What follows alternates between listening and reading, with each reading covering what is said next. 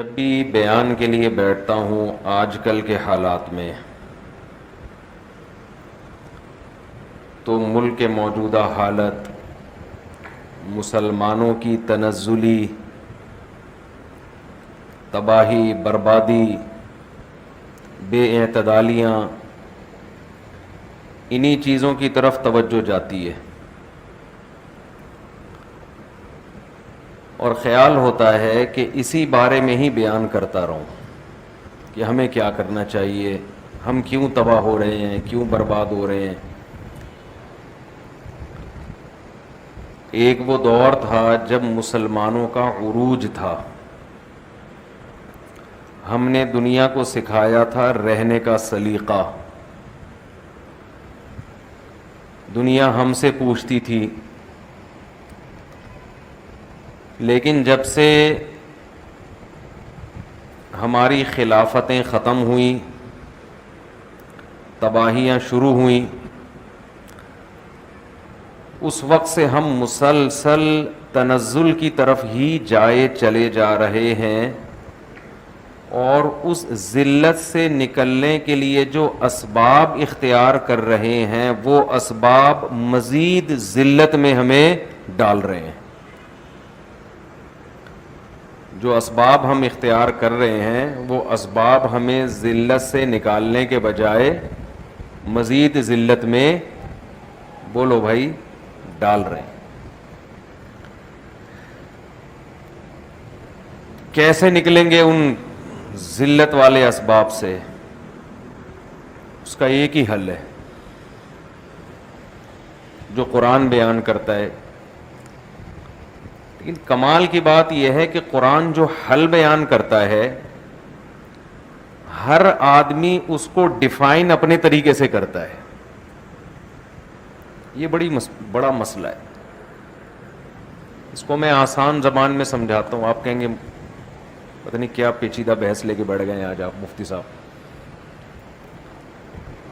مثال کے طور پر ہر آدمی اپنی ٹھڑک جو ہے نا، اپنی ٹھڑک جو اس کو جس کے خلاف بغض نکالنا ہوتا ہے، وہ اگر مذہبی ہوگا تو کہاں سے کرے گا؟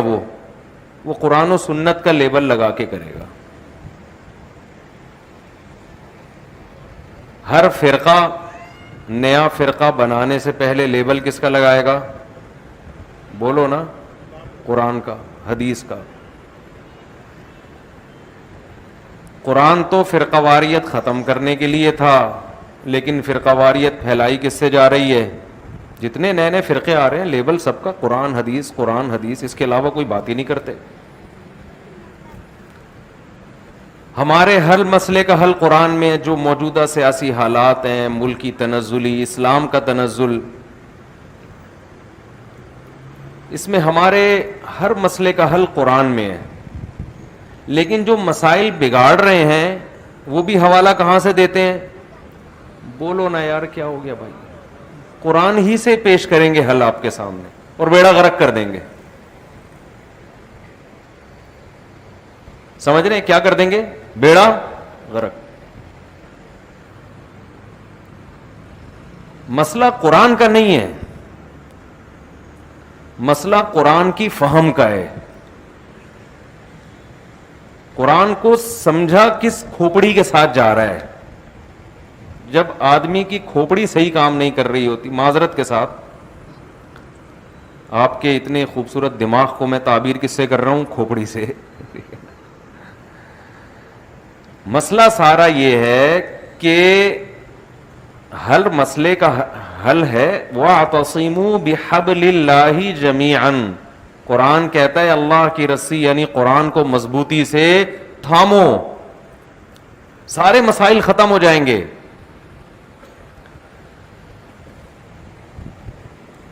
لیکن ہر آدمی آپ کو تباہ کرنے کے لیے بھی حوالے کس کے پیش کرے گا؟ قرآن کی آیتوں کے۔ مثال کے طور پر قرآن کہتا ہے اگر تم متقی ہو، پرہیزگار ہو تو اللہ تمہارے ساتھ ہے میدان جنگ میں،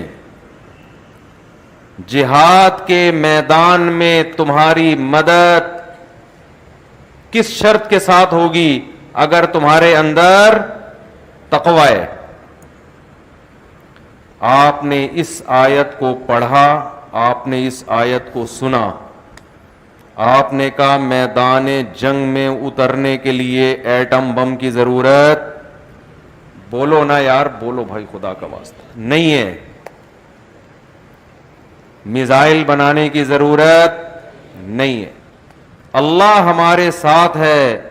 ان کنتم مومنین, اگر تمہارا ایمان اللہ پہ مضبوط ہے. آپ نے اس آیت کو پڑھا, لوگوں کے ایمان کو مضبوط کیا, 4 مہینے بھی لگوا دیے, 40 دن روزے رکھوا دیے, چلے کروا دیے ان کے, صبح شام کی تسبیحات, اللہ پہ اعتماد اور توکل کے ساتھ فوج کو میدان میں اتارا, اور بیڑا غرق تو آپ لوگ کر لو نا یار. یہاں تک میں نے بیڑا غرق کر لیا, غرق کا لفظ لوگ بول لو, اور فوج کا بیڑا کیا ہو جائے گا؟ غرق. اب آپ کہہ رہے ہو یار یہ اب دینداروں کے ساتھ ہو کیا رہا ہے, خوب سمجھو. پہلا تو یہ کہ آیت کا استعمال کیا ہوا ہے, بولو نا, صحیح استعمال ہوا ہے؟ بھئی غلط استعمال کیا آیت کو, یہ مطلب نہیں ہے آیت کا. اتنا بھی ہوتا نا کافی تھا. آج جو ہم دیندار لوگ, میں بھی شاید شامل ہوں گا اس میں, اوور آل ایک ہم لوگوں میں ایک مسئلہ کھڑا ہو گیا ہمارے ساتھ, جو دیندار کہلاتے ہیں. اتنا بھی ہوتا نا کافی تھا کہ قرآن کی آیت کا غلط استعمال ہوا, فوج کو میدان میں اتارا اور بغیر اسلحہ کے, بغیر ٹریننگ کے مروا دیا, بیڑا غرق ہو گیا. چلو بھائی ندامت ہو گئی, یار ہم سے کہیں غلطی ہوئی ہے قرآن کو سمجھنے میں. نا نا نا نا نا نا, اس شکست کو نام کیا دیا جائے گا؟ فتح عظیم کا. نہیں آئی بات سمجھ میں؟ شکست ہو گئی, برباد ہو گئے. عقل مند لوگ کہہ رہے ہیں یار کہیں ہم سے فالٹ ہوا ہے قرآن کو سمجھنے میں, شکست ہو گئی ہے, مر گئے, بھاگ گئے. کہہ رہے ہیں شکست کہاں ہوئی ہے, اتنے لوگوں کو شہادت کا مرتبہ مل گیا. اللہ نیک لوگوں کو شہادت دیا کرتا ہے, اور آزمائشیں آئیں, ملک کے حالات کا بیڑا غرق ہو گیا. یہ تو کامیاب ہونے کی علامت ہے. یہ اگلا اسٹیپ ہے جو کون کر رہا ہے؟ یہ بھی نیک لوگ کر رہے ہیں, جو کیا کہلاتے ہیں؟ نیک. میں سمجھا پا رہا ہوں اپنی بات؟ میرا خیال ہے نہیں آ رہی بات سمجھ میں. اپنی غلطیوں پہ لیبل قرآن و سنت کا, اور اس سے بڑا جرم یہ کہ جب اس کی سزا ملتی ہے, اس سزا اور عذاب اور شکست پہ لیبل کس کا؟ فتح اور کامیابی کا. یہ پوری قوم کی بدحالی, الا ماشاءاللہ عقل مند لوگوں کے علاوہ, پوری قوم من حیث القوم اس ٹریک پر چل رہی ہے. اب آپ مجھے بتاؤ, کوئی عقل مند جو اس آیت کی یہ تفسیر کرے کہ اگر تم مومن ہو, اگر تم متقی ہو, اللہ تمہارے ساتھ ہے, اس کا مفہوم یہ بیان کر رہا ہے کہ اس کا مطلب یہ ہے کہ میدان جنگ میں لڑنے کے لیے ٹریننگ کی, تیاری کی, بم کی, میزائل کی بالکل بھی ضرورت نہیں ہے. یہ قرآن کو غلط بیان کر رہا ہے کہ نہیں کر رہا؟ 100% غلط بیان کر رہا ہے. صحیح بیان کیا ہوگا؟ صحیح بیان یہ ہوگا کہ بھئی ایمان میں اور تقوی میں جیسے گناہوں سے بچنا لازم ہے, ایسے ہی کامیابی کے وہ اسباب جو اللہ نے دنیا میں رکھے ہیں, وہ اسباب اختیار کرنا اسی تقوی میں داخل ہے. خدا نے آج تک اس قوم کی حالت نہیں بدلی, نہ ہو آپ جس کو اپنی حالت کے, نہ ہو جس کو خیال آپ اپنی حالت کے بدلنے کا. تو اللہ نے دار الاسباب ہے. یہ حضرت مولانا اشرف علی تھانوی رحمہ اللہ تعالی بہت بڑے مفکر گزرے اس امت کے, بہت بڑے مفکر. میں بہت حیران ہوتا تھا کہ نبی صلی اللہ علیہ وسلم نے مکہ میں 13 سال جہاد نہیں کیا. 13 سال کیا کیا ہے؟ صبر صبر صبر. ایسا ہی ہے نا؟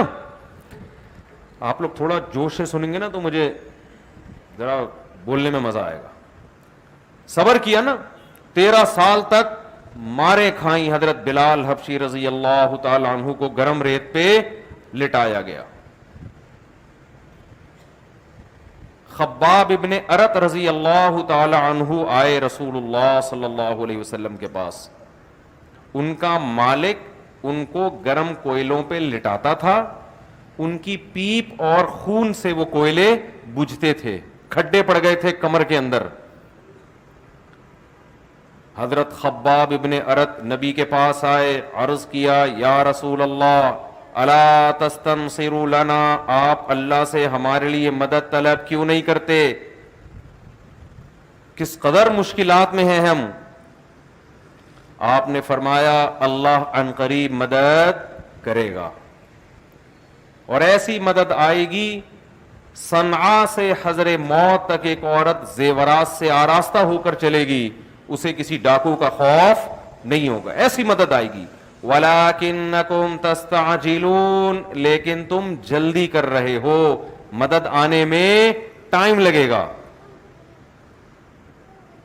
میں حیران ہوتا تھا بھائی, جب یہ کچھ ہوا تو رسول اللہ صلی اللہ علیہ وسلم نے چند صحابہ کو حکم کیوں نہیں دیا کہ جا کے ان کے مالک کو پکڑو اور طبیعت سے دھو ڈالو اس کو.